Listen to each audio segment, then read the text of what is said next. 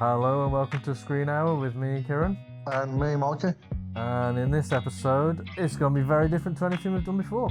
This will be our season finale for season 1, just so we can give ourselves a bit of a break over the festive season.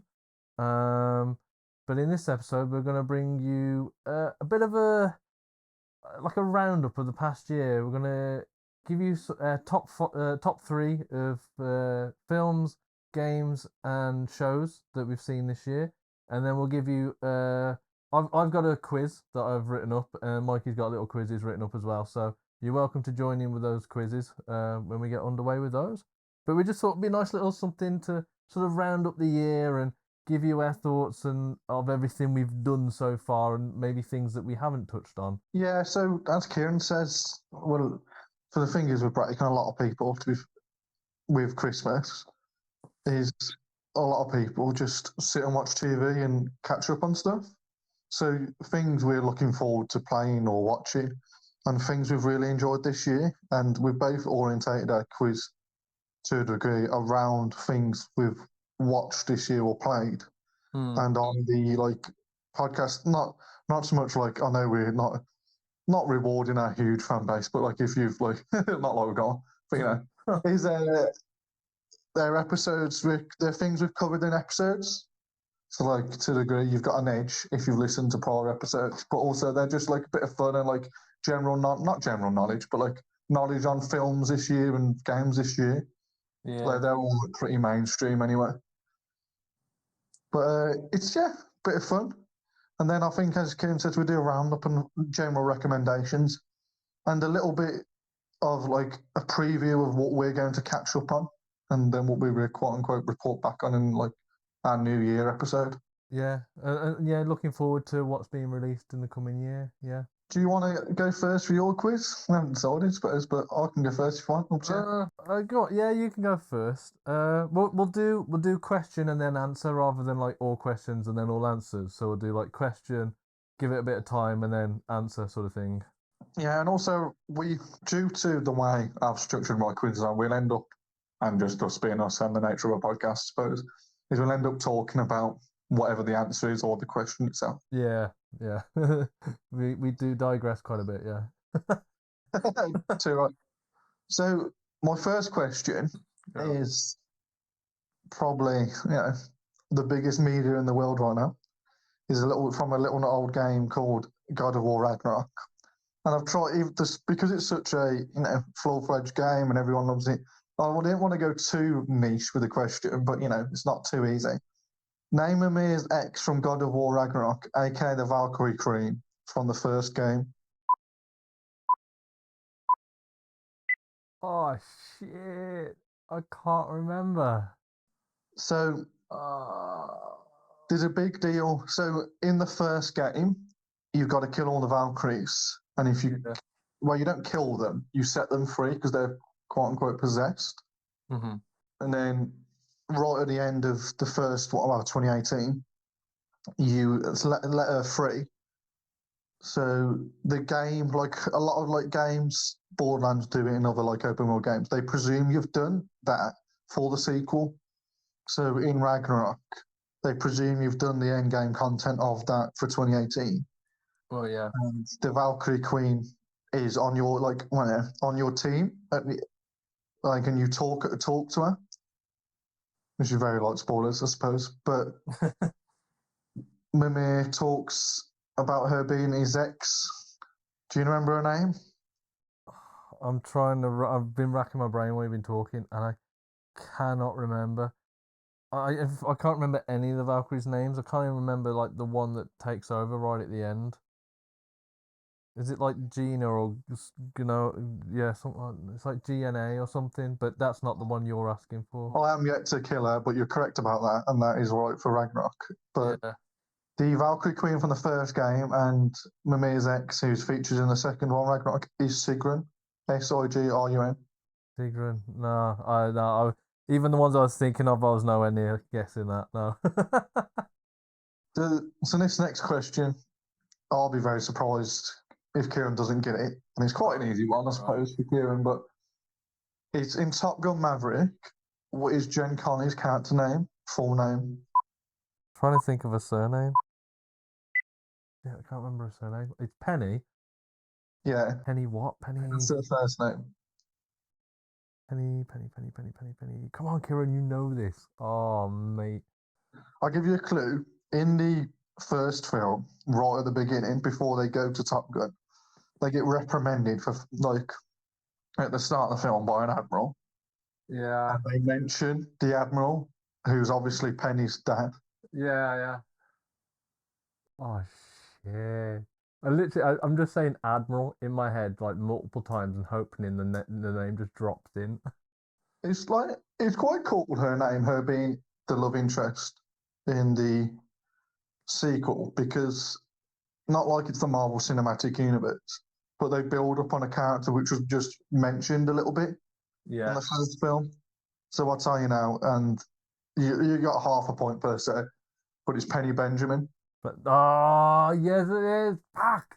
Oh, I did not bring my A game today. Penny Benjamin, yes. So question 3 is, like I said, not like I want to be like very like I don't know, self-centered in our ways, but they're all mostly based on stuff we've covered and stuff we've definitely played. Mm-hmm. So question 3, in Cyberpunk 2077, what is the band called Johnny Fronts? Samurai. Yeah, it is Samurai. Well done, straight away. Yeah. Which, by the way, is on Spotify. They're like a legit band. They are great. They're like, it's quite hardcore good rock. Like, Yeah, it's good vibe. yeah, I'll give them a listen. If you haven't listened to them, give them a listen. It's especially good workout tunes. So in question 4, and this one's quite I think Kieran might know this straight away because I sent him a picture when I done it or whatever. In Assassin's Creed Valhalla, what is the first main castle you take over in England? Well, it's more of a fort than a castle. It's more of yeah. But yeah, you're on about your hometown, Tamworth Castle. Yes, it is correct. Yeah, it sounds. For what it's worth, I think the geography is as close as it can get for an open world game. But yeah, without it being like one to one scale. Yeah, to scale exactly, because otherwise it'd be boring. Then, and how would that work? I don't know. Yeah. But the recreation of it's by the river, but for some reason they thought Tamworth Castle was like really high in the mountains. But I don't know. But it's not for anybody who's from Tamworth or been to Tamworth Castle. It's not that high. Yeah, it's on a mound, but you know. Okay. Question 5. In the boys' latest season, what powers does Huey get? Huey can go. No, can he go invisible? Or am I wrong? No, hold on. For what it's worth, that's close. Shit. Oh shit! It's not invisible, is it? You can't walk through walls, or can you do that? Oh, that is like. Or is it teleporting? It's teleport. I was going to say you're really warm, but it is teleporting. Yeah. So this one is more of like, I don't say it's a joke because it's not a joke, but it's more of a callback to our review. All right. Of the game. Dying Light 2 was a fun game with a forgetful narrative. Name me who you're looking for throughout the entire game and their relationship to your protagonist. All right. So you're looking for Mia, who is supposedly your sister, but she's not. Correct. Well done. Yeah. Yeah. That's exactly it. That's just Dying Light 2 all over. I could barely remember it. Do you know I had to Google it? Well, originally, what I was going to do, and I was like, that's not fair for anybody, never mind you or like our listeners. I was going to say, can you name me 5 characters? Fucking hell. I was like, I can't do that. I could only remember Hakon, and that was because he had quite an unusual name and he's quite a charismatic character. Yeah. That's really neat. I thought, if I have to Google it myself, that's not playing the game. That's quite hard. All I can think of is Aiden, Hakon, Mia, Frank, and then it's I think her name there's like Rosie Dawson or something is the actress, or Rosario, or I could only think of the actress. I couldn't think of her name. Luan. Yeah, Luan. There you go. There's 5 I can think of. Yeah, I got there, but yeah. Did you get there? Okay. was in Forbidden West, what is the good AI you rescue / install at the start of the game? The matriarchal one.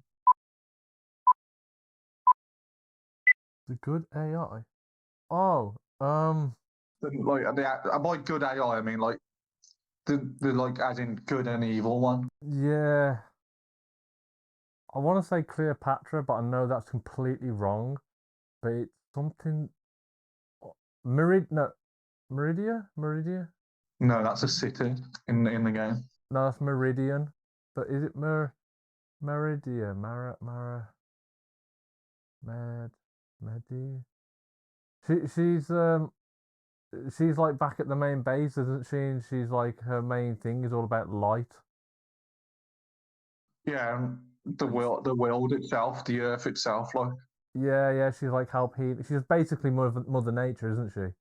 Yeah, it's essentially Mother Nature. Oh, what is her name? Do you want to tell you? Oh, It'll make sense go what I'm on. saying. It's Yeah, go Gaia. on. Gaia. Why was I thinking Cleopatra or Meridia or I don't know where I was going then. This is where it turns out I got it wrong. Gaia sounds right, yeah. I must be thinking of someone else or I don't know. So yeah, I'm double checking myself now, but it is Gaia. Yeah. All right, question 8. In Reacher, what is the name of the female deputy he gets close to? Roscoe. Correct. Well done, sir. I can't remember her surname. I think that is her surname. No, Roscoe's her actual name because she makes a I point can of only it. remember Roscoe, and I'll put Roscoe now. Yeah. Because she was like, oh, he calls her like Deputy Roscoe. He's like, what's your first name? She goes, Roscoe is my first name. Ah, GG. So even though. So this one's a bit of a random one, but so I definitely know you know part of the first question. Well, I'll give you see what you mean now. Okay. So Imagine Dragons done in the new like Transformers film trailer came out. So it reminded me that Imagine Dragons done the last 2 Transformer film soundtracks. Which band prior performed and wrote the songs in the other Transformer films? So the first 3. I don't know if they wrote. I don't know if they wrote the songs for Transformers or they were songs that Michael Bay used. I don't know that, but I'm gonna say. It's not like they scored. Yeah. They didn't score the film, but like Yeah. their songs were pushed to promote the film. Well, you've got Linkin Park with. Is it What I've Done? That's correct. That is Linkin Park 2007 Midnight to Midnight album, and it was in the first Transformers film. Yeah. Yeah, and New Divide was Oh, that's the it. 2000. I was trying to think. New Divide was 2009 Transformers Revenge of the Fallen, and Iridescent was number 3. Okay, so this one leads into, which we'll discuss after, more so. Which one's just a bit of a random, like, what's my favourite film and favourite show of the year? And you know what my favourite, everyone knows what my favourite game of the year is. Rather than telling me, you're gonna make me try and guess what yours are. Yeah.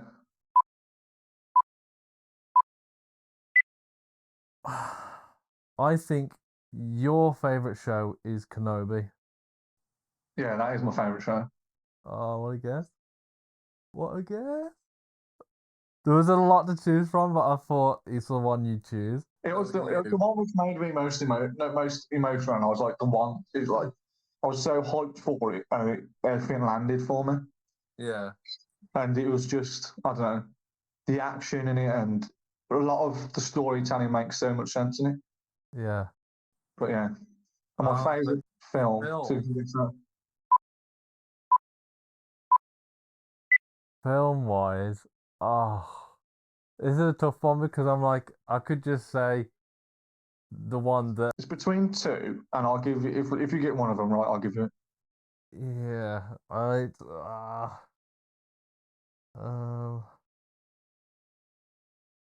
what did I put down as mine? Oh, yeah. Okay, I'm gonna say this one, even though I'm 70% sure I might be wrong, but I'm gonna say the Batman. All right, so it's between to your credit, I was going to put Batman. So it's between Batman and The Northman. The Northman. Oh, No, The Northman's on Now TV, and I'm just buzzing. Like I really want to watch it again. I honestly thought it was quite refreshing, and maybe it's because I'm even more into the Norse theme. But it's I don't know. It felt really different. Felt brutal. Felt like quite brooding, but also like quite realistic. yeah. To be fair, you did talk quite highly of the Northman, and you have mentioned it like to me like off podcast. You know how much you enjoy it. So Yeah. yeah, I should have saw that one coming, I guess. But I don't know, Matt.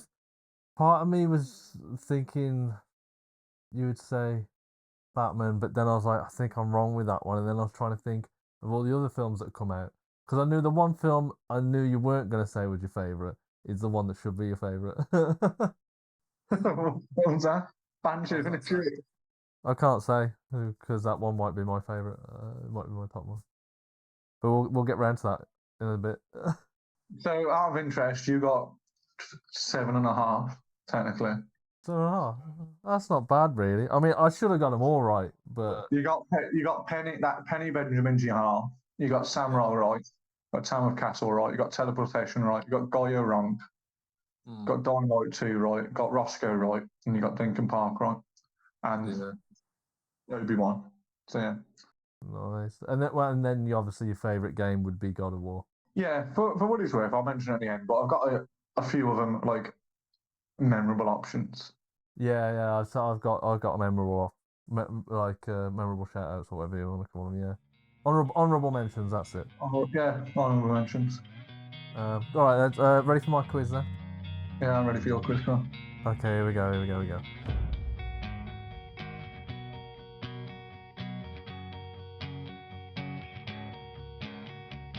Question number 1.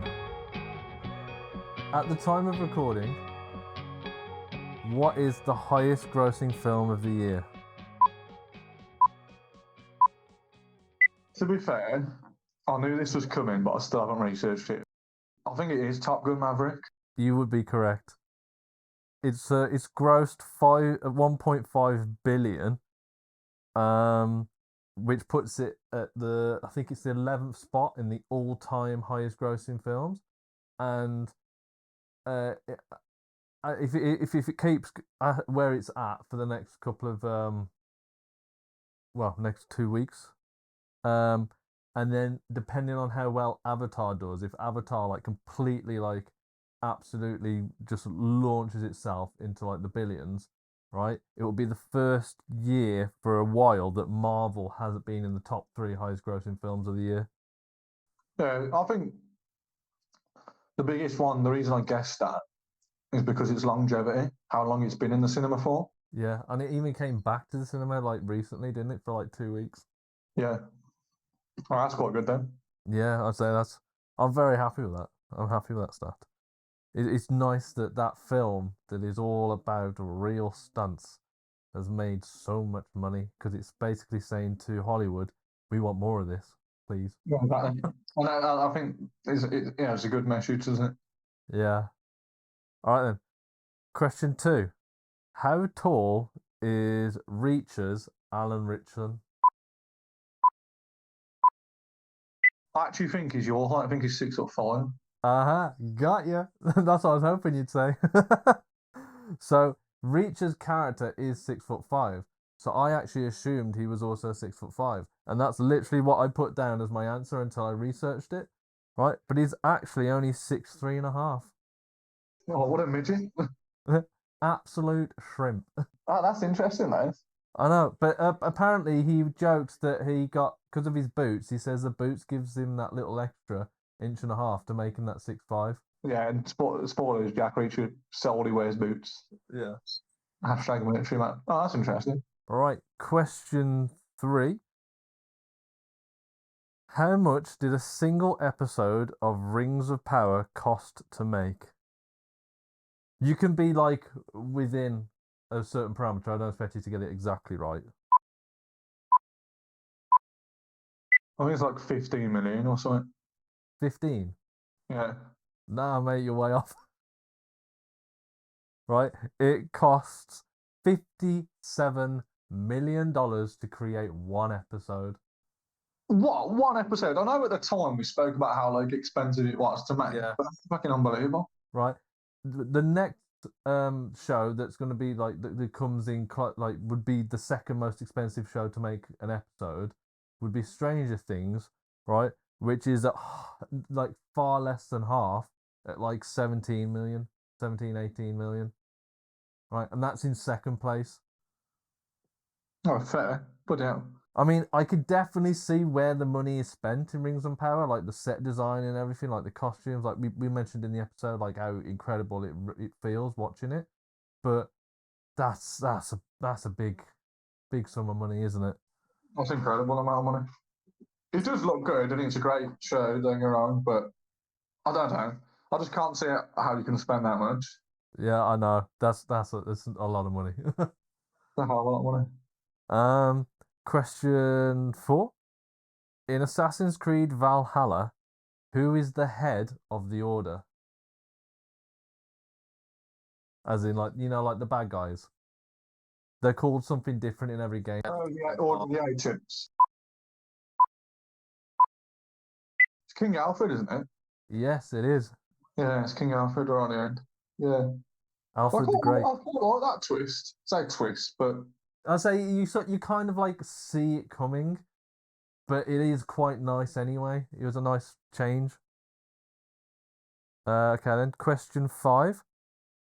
In episode 7 of our podcast this season, what did I rate as Christopher Nolan's masterpiece film? what did you? I feel like it. I don't. I feel like it was Interstellar. They got you again. Interstellar didn't actually feature on any of my listing, even though it's my favorite film ever. But I said that Dunkirk was his masterpiece film. Ah, that is okay. Okay then. Yeah, I do vaguely remember that. Yeah. All right. Question 6. In Bullet Train, what are the names of the two brothers? Oh, I was going to do a Bullet Train question, and I was like, this is, spoilers for our episode on Bullet Train. I thought it was quite forgettable, but fun. I don't know. So I enjoyed it. I would watch it again if I saw it come on TV or whatever. Yeah, I don't know. I would, but I don't know. It's mixed feelings. I feel like it's lemon and tangerine. That is correct. Yeah. I quite like those two. Are probably my favorite element of the film. Oh yeah, for sure, without a doubt. Without a doubt. That's something it's probably worth watching just for them. Okay, question 7. In The Boys, what actor plays Huey's dad? Simon Pegg. Well, ironically enough, you sent me, or I sent it you, I can't remember which way around it was, basically saying like, oh, look who's appearing in season 4. And I was like, oh, ironically enough, he's a question in my quiz. Because I think like he was in season 1, but I don't think he was in season 2 or 3. I think he's in season 2. He's right at the end of season 2. But he's not in season 3 much, if at all. Nah, I feel like he's been a bit wasted, really. Yeah. It'd be interesting to bring him in, but then like I hope they're not just bringing him for the sake of bringing him in. I hope they've actually got something for him to do rather than just being Huey's boring dad. You know what I mean? Nice trivia fact for you and everyone, I suppose, is Simon Pegg was the inspiration for like the drawing of Huey in the comic books. Like they based Garth Ennis, who wrote the comic book, based him off Simon Pegg's look. But what Simon Pegg's look? Because Simon Pegg's look from Shaun of the Dead to Simon Pegg look the way he looks now, he's a very different person. It's I don't know original recipe like yeah. It's Simon Pegg, sorry, not Simon. But Simon Pegg, Shaun of the Dead with like goatee and like bald head type of thing. Yeah. Or Dead Space, that type of era, like the early 2000s. Yeah. Question 8. In episode 19 of our podcast, what did Kieran say he wanted to see more of in The Woman King? What was the one thing where I was like, I enjoyed the film, but if there was gonna be something more, something different, what was it that I wanted more of? And it's something I'd say for a lot of things, if that's any hint. That's all right. Not history, is it? No, don't know. More blood and gore, baby. More blood and gore. Oh, I do remember you saying that actually. Yeah, you did. All right. Question 9. In the SAS Rogue Heroes, what colour does Sergeant Major Reg Seekings think the French flag is? White. Yeah. White is a British joke, isn't it? Yeah, I wanted to mention that in the episode and I completely forgot about it. And then I thought, as I was doing the quiz, I was like, oh, this is a good way I can throw it in so I could sideline to the joke. Because you said what colour does this character think? I was like, oh, it's got to be like the quote unquote banter. So Yeah, but I think that was like an underrated joke. Yeah, it really tickled me when it happened. oh, too right. So like those who aren't in the know, the joke is that the Brits of the SAS, they're gonna get a new regiment of French paratroopers joining them, and that they need to train up. So one of the guys is creating like a French flag, and he's putting it on display to sort of like welcome the French regiment. And then one of them goes, this like Sergeant Major Reg Seekings, he says, "What's that?" And he goes, "It's the French flag." And he goes, "Why is the red and blue on it?" He goes, "What do you mean?" And he says, "Well, I thought the French flag was white because the French were always surrendering." I just thought it was a great joke. There goes our one French listener we have.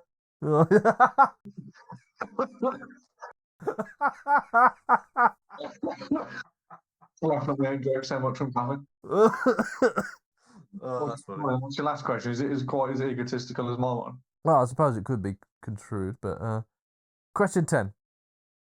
In one of our Convince Me episodes, I heavily convinced Mikey not to watch which film? Jurassic World Dominion. Don't miss a beat. But yeah, I just remember how I don't know passionately you hated it.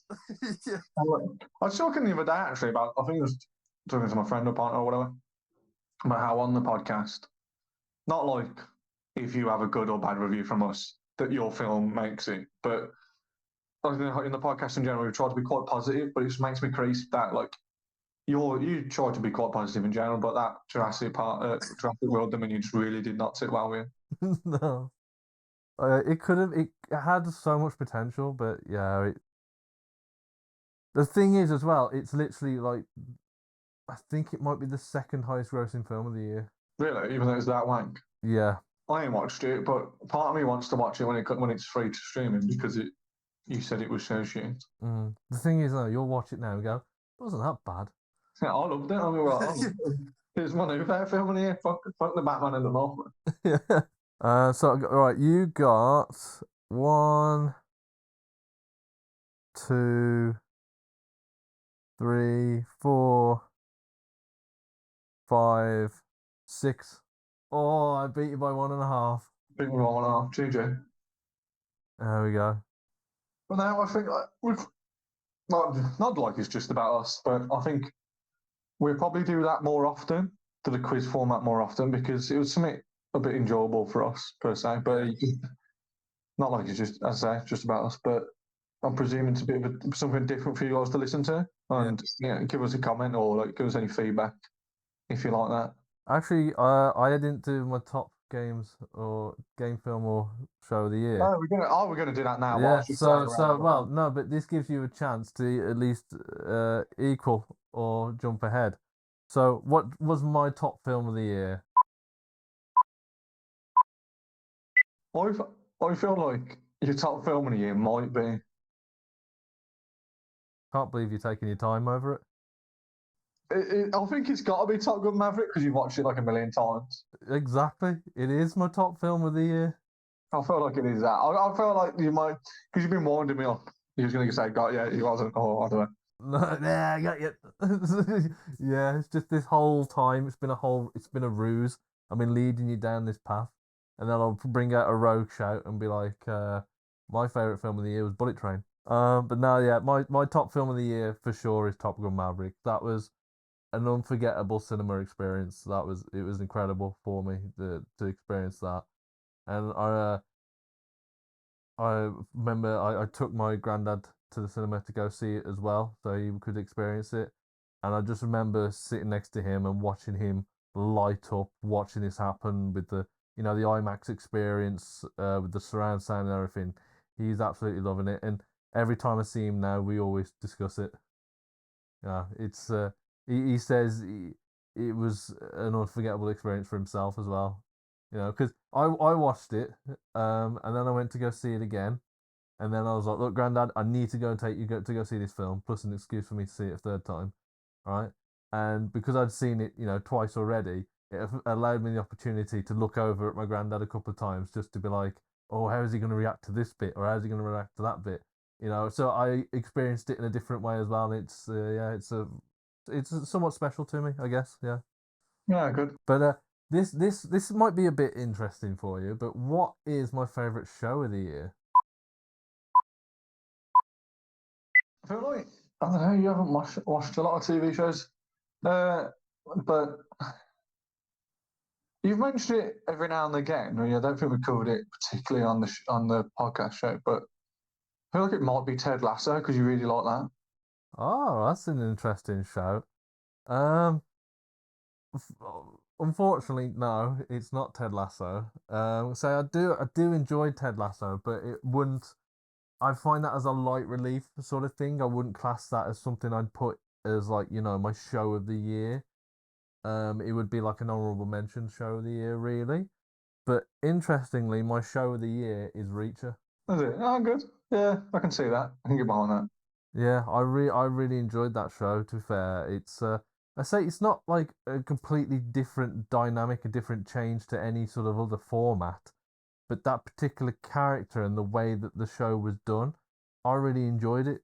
And I've watched it a few times since, and I like the character, and I mean I mentioned it before. I'm a tall fella, and Jack Reacher's a tall fella, and it's the way the world interacts with him and how he responds to certain things about being tall. And I'm like, I've been through that. Me too. But now I like Reacher. I can see why you like in the sense that I don't know every like kind of genre it fits into, which is obviously like it's mostly action drama, but in the sense that it has funny moments, it's quite heartfelt at some moments. The narrative itself isn't. I don't know. It's not predictable. It's good. Yeah, It's good detective story type thing. But yeah, I agree. yeah, If I'm to guess what game, I presume it's God of War Ragnarok. yeah. You'd be correct. I was gonna say Horizon, which nicely leads into my runner-up, which is Horizon Forbidden West. Yeah, yeah. Horizon Forbidden West would be my second pick. We haven't planned this one. We haven't planned like to try and have the same answers for like an answer things. But I think it's been a hell of a year for PlayStation Studios. Oh yeah, they've. I mean, it is ironic that actually my top three games of the year are all PlayStation exclusives. So my third pick, so it'd be God of War Ragnarok, then Horizon Forbidden West, and then my third pick is something you haven't played, and it was something that you actually showed some disgust in playing, right? Was Stray. Oh yeah, no, I have no time for anything revolving around cats. I hate cats. But I actually really enjoyed that game. It was a sort of game that I hadn't really played before. That sort of indie platforming, I guess, if you want to call it that. But I really enjoyed it. It was very different for me, and it's a full game that's totally free. So I don't know. I had a great time with it, and I even got a platinum trophy as well. So I was pretty happy with that.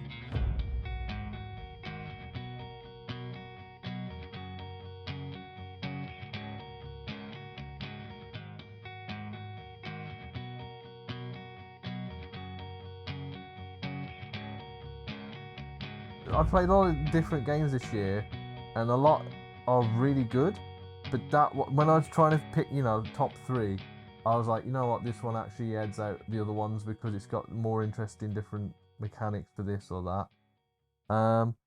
But I mean, on the topic of games, Elden Ring won Game of the Year, like in the big award show. But for me, I can't say it's Game of the Year at all. There is so many teething problems with it that need to be addressed or fixed. Like there's loads of audio glitches, the lip syncing's not great and stuff. And the people have said it's one of the best Soul games there's been. It's one of the most fleshed out Souls games. That makes me think, how bad are the other Souls games? Like I don't know, I don't want to hate on it. I've enjoyed playing it, and I've enjoyed the challenge of the game. Like you need to over level yourself for the bosses, and it's all about taking your time. You can't just keep swinging. You got to roll around. You got to play methodical, and I like that new change to gaming. Like being introduced to Souls games through this, I've enjoyed it. But to compare it to God of War is so much superior, so much more superior. What's the general world building like for like Elden Ring? Because apparently there's no like real characters you get attached to, like God of War or even Horizon or Spider-Man, Miles Morales, or I'm just, or even like Gotham. Not really. I don't know. Gotham Knights do good, but apparently the world building's good. Yeah, like the world building, the set, like the location and the arts and everything, it all looks really incredible. It looks really nice, and it's really interesting to go to new places and explore new areas and meet different characters and that. But it's I don't know, I just comparing it to God of War Ragnarok, that should have won Game of the Year. God of War Ragnarok is just far superior. But then I know a lot of people saying that Elden Ring winning Game of the Year is sort of karma for God of War 2018 winning Game of the Year over Red Dead Redemption. Which, when I think about it, I do think Red Dead Redemption 2 was better than God of War 2018. Okay? But I do think God of War Ragnarok is better than Red Dead Redemption 2. Yeah, I do agree with that, but I don't know. So don't get me wrong, I enjoyed God of War 2018, but I do think Red Dead Redemption 2 was better because I enjoyed God of War, but then like I've mentioned, Red Dead. Oh, I was so upset and depressed. Like the emotions I went through at the end of that game, I was just I was just amazed by the game. I thought it was absolutely incredible, and God of War didn't put me through that. But then God of War Ragnarok put me through some of those emotions again. I think the thing with Red Dead 2 is that 2018 is a good game, God of War 2018, but like it's a lot more linear and there's not as much to do. Where in Red Dead 2, you could spend hours upon hours doing it, and it's still like a linear-ish. Yeah. Like just as emotional, more emotional story in itself, with all the quirks of it being a very fleshed out open world game. Yeah, you could spend a lot more time with characters to learn more about them. Ragnarok was more of a, it led more into like side quests and like going like out of the Nine Realms a bit more. And the secondary characters, the what do you call them? The secondary characters, the Sindri, the Brock, the Freya. Yeah, Freya. They're so, like their characterizations in Ragnarok are so much better. But now, for what it's worth, Ragnarok run across the board. Anyway, it's like if you want to compare it to the Oscars, yeah, they won Best Picture, Yeah. but it won Best Director and it won Best Actor and it won whatever. That's my understanding of the Game Awards this year. For what it's worth, I haven't played Elden Ring. I know I will give it a go, but at the same time, I don't know. It'll be hard for it to be better than Ragnarok for me. But I know, like, I'm not very patient with games either. Like, I like to think I know I'm a casual gamer who's quite good at a lot of games, but I don't have to give it a go. Yeah. My favourite games is not to harp on about it. It'll be Ragnarok. Horizon. Just before I played Horizon, put a lot of time into Assassin's Creed Valhalla. Yeah. Assassin's Creed Valhalla is a good open world game, but whether this is because it's just Valhalla was released probably about nearly a year before, but Horizon Forbidden West really pushes the PS5 and it looks beautiful, but also the gameplay is so smooth that I know like some people mug off the melee in the gameplay, but the melee is so much better than it was in Horizon Zero Dawn. Yeah. But Forbidden West, it's a very fun game with a lot of stuff to do, and you could argue all it is just like killing machines and then just scavenging them. And you could say that about God of War, really. All you're doing is like, killing stuff. Yeah. But it's just so addictive, and like it frames it in so many ways with just good story narrative. But my third favourite game is probably, I don't know, it's quite hard to think of one because I've played quite a bit. So part of me thinks because Apex is just a game I always have like a good laugh. Yeah, it's always there in the background, yeah. It's always in the back. It's like it's old reliable per se. But I was saying this full well knowing I haven't played the story, and I will play the story over this like, Christmas break. Is it'll probably be the new card because it is really hitting the nostalgia bone for me. Yeah. But it also feels so next gen with how smooth it is and how quick it is. But it still feels, and I haven't even, like I say, I haven't played the campaign. It feels like I'm a kid again playing the older ones. Yeah. Because it hasn't changed drastically, but it's changed enough for it to feel fresh. Yeah, I mean, to say how smooth it feels is an underrated thing to say because I know a lot of people say that PC gaming, is master race gaming, and I know when I've played games on console and then played them on PC, they do feel so much smoother. It's you can't describe it really.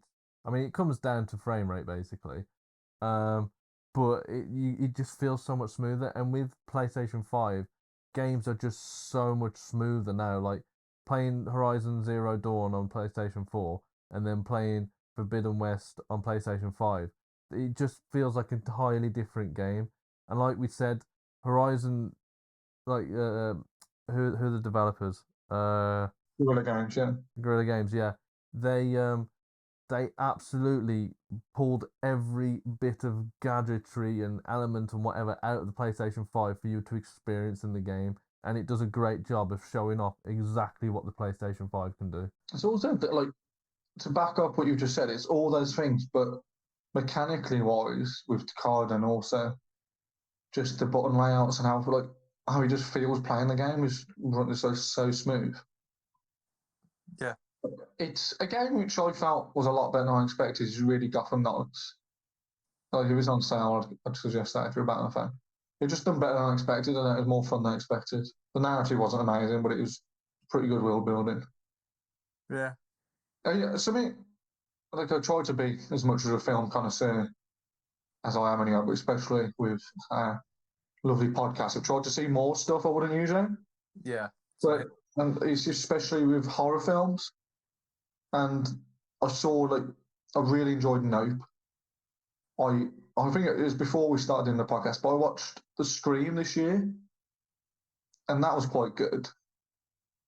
And I don't know, a few random indie films, not so much indie, but I suppose The Woman King was a lot better than I expected. But I say I don't know what I expected.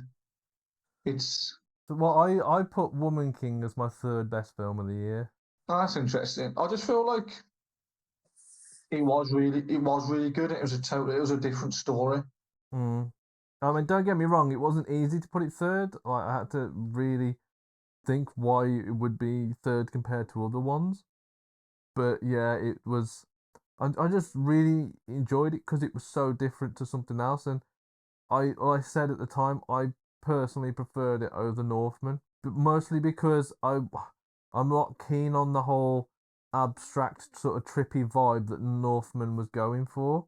I can appreciate that sort of art style and that, but that's not my vibe. I don't always like, so sometimes I can appreciate it, yeah, but it's not something I would choose to do if I was creating the film.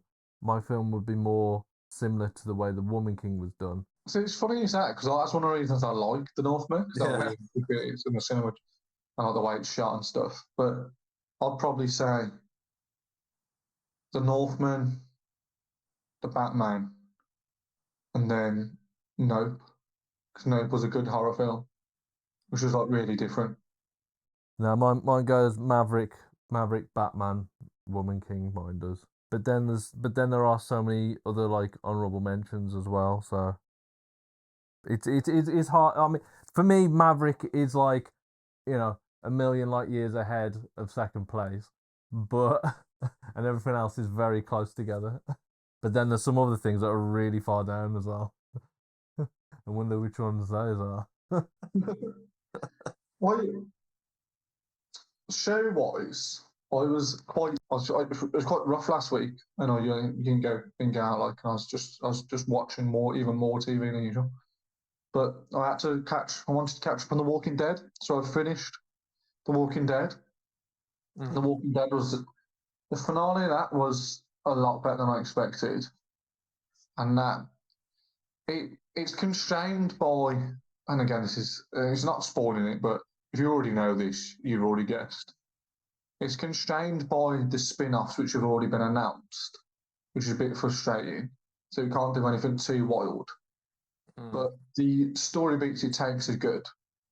And I wouldn't say it's my favourite show of the year, but considering how long the show's been going and how many ups and downs it has, is like, Yeah, there's also nostalgia there for you as well, isn't there? yeah, exactly. And it's because it's been on since 2011, and like Kieran says, I remember watching some really good episodes of it when I was at university. Watching when it first started, watching it with my parents. Yeah, I to be fair, I will never forget the first episode where he's speaking with Morgan, and then he's riding the horse through town, and then he gets into the tank and he hears Glenn going, "Hey, you in the tank," and then he goes, "Bow down down down down, bow down down down down." That was incredible back in the day. That was. It's a Dodge Challenger he drives, isn't it, Glenn? I think you're right. Yeah. Yeah, it's like that's a lush car, though. But yeah, it's if anyone, I don't know, if you're into, I suppose if you're into it, you probably already watched it. But The Walking Dead finale is good. It's better than I expected.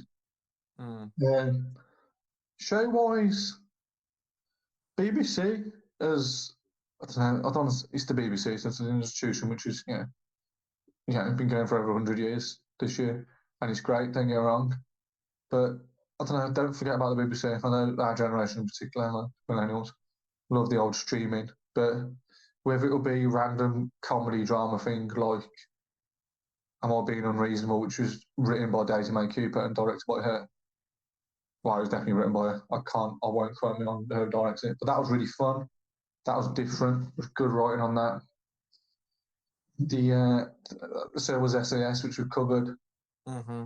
But so Disney with Kenobi was great. Don't get me wrong, but they've had some random stuff, which has been quite good. But no, it's something I feel we try to do on here, but it's just pointing in the right direction because there is so much.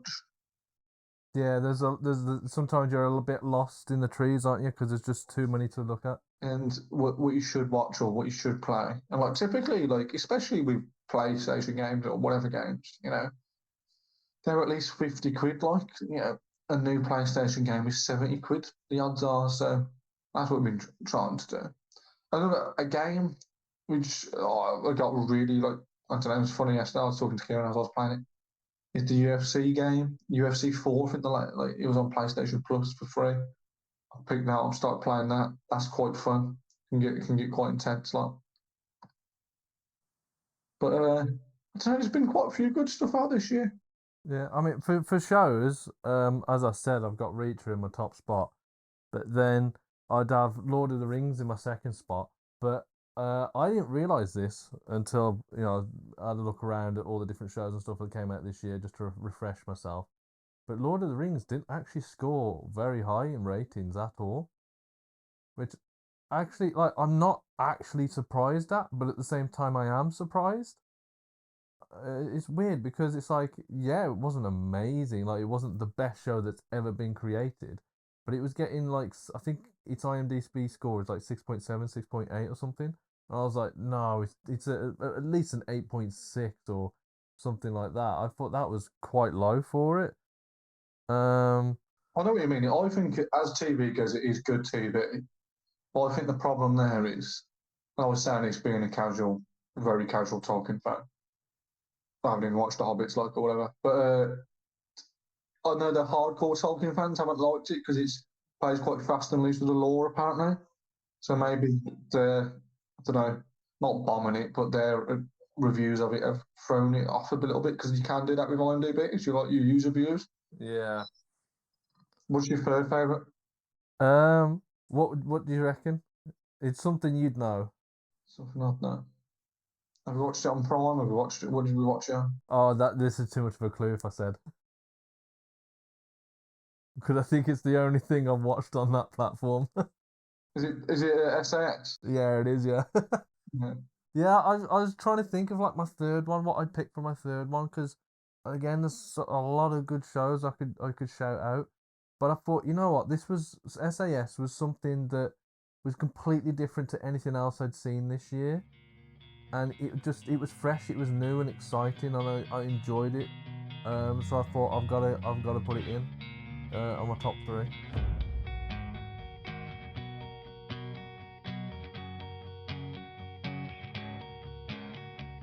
I've started watching Wednesday on Netflix. Yeah. Because I know loads of people are absolutely raving about that at the moment. And I thought I wasn't really asked. I've only seen one episode so far, but I was like, I quite like this. It's interesting. It's different. It's new. But I mean, I've discussed with you already. I feel like Netflix are very hit and miss with their stuff lately. You know, something can be like incredible, such as like the first season of The Crown, but then after that, they just take a nosedive. Like The Witcher had so much potential, but I mean, they completely sort of ruined it for me. Like what I would have liked from The Witcher is season 2, episode 1, where we meet this character called Novellin, right? And he's like a half boar, sort of say, should we say, right? And then there's this Striga, I think it's a Striga, which is like in simple terms, let's say she's a vampire, right? And it's about how he cures her or kills her, and that's like the end of the episode, right? So then the next episode, he should be, hunting. It should be another monster contract. So each episode should be a monster contract, but then there's a bigger underlining subplot that's pushing the show forward that you get a glimpse of every episode. But every episode should be focused on a new Witcher contract, and I think that's where they really fucked it up. I think they could. I think that would have been a good way for the framing. Mm. But I haven't watched season 2, so I can't comment on it too much. But if I'm being honest, I know season 1 got quite a bit of a slacking, but I really liked season 1. But again, that's because I don't know. So don't get me wrong, I enjoyed it, but the reason people are in uproar, like people are really pissed off about it, is they've just played. We've said about Lord of the Rings playing fast and loose with the lore. Witcher, there's no sticking to the original writing materials of Andrzej Strahovski, or is that right? Andrzej? I think that's close, to be fair. Yeah. Sorry if I butchered it. I won't say I'm like a jack of all like geekdom, fandom, and master of none, because I like saying I know a lot about Star Wars and a lot about like Batman stuff. But I think I'm low key quite biased with shows like that because I don't know the Witcher book, or I've only played the Witcher book series from that man, or I've only played like Witcher 3: The Wild Hunt. But you mentioning Netflix, I'll probably say actually my third favourite show is probably Cobra Kai. Cobra Kai was Cobra Kai was so corny. It was so fun. It had like really like action segments, like fun action segments. Yeah, Cobra Kai's a blast. Give Cobra Kai a watch, people. Fucking great. I know Kieran hates it, but you know, it would be. Imagine if we just agreed on everything. That would be even more boring. Yeah, that would be boring. Yeah. Yeah, honestly, Cobra Kai is a bit of a laugh. It's fun. It's weird. Mm. But no, yeah, like I find Netflix can be very hit and miss. BBC even more so. Disney, I don't know. I feel like most Disney stuff does tend to be better. I'd say you've got to. I think Netflix is 50-50, full on 50-50. Whereas I reckon Disney, you've got more of a 65, maybe 70% chance of it being good. But I feel like the best streaming service where you've got a bigger percent chance of it being a solid show is Amazon. There's very few things I watch on Amazon where I'm like, that was shit. For what it's worth, I never used to think that.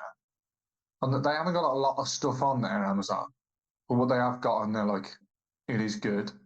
So like, The Boys is really good. Reach is really good. So was Lord of the Rings. Yeah, Jack Ryan, Invincible. Jack Ryan's really good. But Invincible's really good, apparently. The Vikings last is ship. good. Vikings is good. There's Taken was good, but they cancelled it. I mean, Picard wasn't great. Hence why it was picked up by Paramount Plus. But I mean, the new this was recently released, announced as well. Warhammer is going to be coming to Amazon. Thanks to Henry Cavill. I know absolutely nothing about Warhammer. I could not know less. But what I do know is there was a short CGI film, like I think it's like a 15-minute short film that one guy did, like just one guy created the whole thing. And I remember our friend Dan telling us about it, and I watched it thinking, holy shit, this looks incredible. And if Amazon keep with their track record of putting money into their shows and letting the showrunners and the creators and stuff have as much full reign as possible, I reckon they could really create something great here. Yeah, and it's got a lot of people. The thing is, I found out with Warhammer is I use it my friends as an example, but also the fact that it has like shops just devoted to it is that no, if you like Warhammer, well, you don't like Warhammer, you love it if you're into it. People don't like go, I'm playing Warhammer every now and again. They love it. They've got like a bedroom full of it. They've got boxes full of like the figurines, and they love the lore. So yeah, I think it'll probably do really well. And also, it's nice to like, I'm not jump on the bandwagon, but like play this broken record again. It's nice that they're going to be doing God of War. I feel like that's in safe hands. Oh yeah, that was recently announced as well, wasn't it? They've announced that as well also, so that'll be different. That'll be like not different, but again, it's something to look forward to. But stuff I'm like, again, say looking forward to. I'm looking forward to watching or playing in the new year. They haven't revealed too much, but the things I know for a fact I'm looking forward to is Spider-Man 2 on PlayStation, the game. That'll be like great. The first one was absolutely gold. It was very fun, quite emotional. And we say about how like sometimes all you need is a game just to feel fun, feel good to play. That tick that box. The Star Wars game, Star Wars Jedi Fallen Order. That would what's Fallen Order? I don't know. So Jedi Fallen Order was the last one. Sorry, Jedi Survivor. Yeah, I was going to say something Survivor, isn't it? Yeah, by Respawn Entertainment. Well, Respawn Entertainment. Respawn Entertainment has done. Well, it done Apex first and foremost for us, but it also obviously done the Titanfall games, which is really great. But the first Star Wars game they done was fun. It was like a light Souls game with really good, like fun Star Wars elements. As for PlayStation wise, I feel like I'm not mega looking forward to it, but I'm quite intrigued. I know Kieran Semi as well. Is the Hogwarts game, Hogwarts Legacy. Yeah, I say I'm not the biggest Potterhead. I can appreciate Harry Potter and I enjoyed it growing up, but I'm not like obsessed like some people are. You won't see me running headfirst into a platform at 9 3/4. But I did. But I am looking forward to playing the game. It looks like it's got a lot of potential. Could be equally shit, played with bugs and everything at the beginning of the launch, but I reckon it could be enjoyable. Oh yeah, it's exactly. But I think it's a shame it's not co-op. I think that's the biggest shame. Yeah, I feel like they could have done that. But it's not something you can't patch in later. So yeah, and they've done that with what's it call it? Games like Ghost of Tsushima. Yeah, true. As you say, so if they work on it and they like, I don't know, he gives feedback or whatever, that could be ideal. Game wise and show wise, I mean, shows are one of those things that they don't really, unless it's an absolutely huge show like Lord of the Rings, they don't really push TV shows that much. No, they don't. You don't really hear too much about them until like you hear about them when they're in development, but then you don't hear anything until like the first trailer drops. Yeah, exactly. I don't know. So show wise, again, I sound quite naive, but I haven't got apart from Last of Us show, which I'm low key intrigued of. Oh yeah, no, yeah. I'm the trailer for that actually looks incredible. Most trailers I find look shit, right? But that trailer actually really seems like it hits the tone of the game, like absolutely. And I absolutely love Pedro Pascal. I don't think he's done anything wrong in anything I've seen him in. Exactly. Actually, yeah, mini shout out to shit, what's it called? Unbelievable Weight of Massive Talent or something, is that it? Oh, the Nicolas Cage. Yeah, the Nicolas Cage one. I watched that the other day on Amazon Prime. That looks funny, that does. It's so random. It's a bit like the film Being John Malkovich, in its sort of like premise, but it's very different. But that's a fun, quirky film to enjoy. And no offense to Nick Cage, but yeah, Pedro Pascal carries that film. Yeah, so that's a fun film to watch, to enjoy. It's a good laugh. Oh, good. But yeah, I am looking forward to seeing The Last of Us, and I think that's the only TV show I can actually think of coming in the new year that I'm actually excited to see. I mean, film-wise, It's only for me, again, ones I know off the back of my hand which are coming are Creed 3, Oppenheimer, and that's it. And probably John Wick. whatever Marvel film comes out. So I'm looking forward to seeing John Wick and Oppenheimer. Those are the main two films that I'm sort of looking forward to in the new year. But I say in the new year because when you say looking forward to in the new year, that normally means like before March time, doesn't it? But Oppenheimer's not coming out till like July, I think. That's typically when Nolan releases his films. Succession is a great TV show. That's a really good HBO show. That's what I'd recommend. Mandalorian, I'm really looking forward to that. I'm just looking at a list now I agree with. That's good. That's definitely worth the hype. Yeah, I don't know. Yeah, top 40, the most 44 anticipated TV shows of 2023 according to Time magazine. Here's ones, I don't know, I'll see if you agree or disagree with. Quickly shout them out. Copenhagen Cowboy, never heard of it. What the fuck is that? Last of Us is mentioned again. What's this Poker Face? Russian dolls poker created by Ryan Johnson. Oh yeah, the Poker Face. That reminds me of Lady Gaga playing Harley Quinn. That coming I out? think that's coming out next year, yeah. Yeah. Oh, the new Indiana Jones. Yeah, the new Indiana Jones I'm quite looking forward to. I don't know how I feel about that one coming out. If they're gonna use Harrison Ford in de-aged CGI for the entire film, I don't. It's not the entire film. I don't think. yeah, I don't know. Because if it's gonna be Robert De Niro, beating someone up outside the corner shop, that's gonna look ropey. Yeah, that was ropey. To be fair. I mean, don't get me wrong, that film was good. What was that again? The Irishman.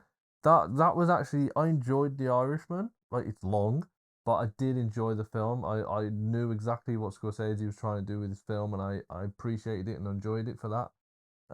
But the bit when De Niro, 80-year-old De Niro has been de-aged and he's kicking this guy on the sidewalk like he's meant to be 30 years old. Oh, he did not look. He looked old. Oh, Creed 3. Looking forward to that. Yeah, Creed 3. I'm quite enjoying. I don't know. I'm just as much looking forward to Michael B. Jordan's directorial debut, but also I don't know how like the story's just going to continue because I really like the first two. The first two are both great films. The first one is definitely better than the second one.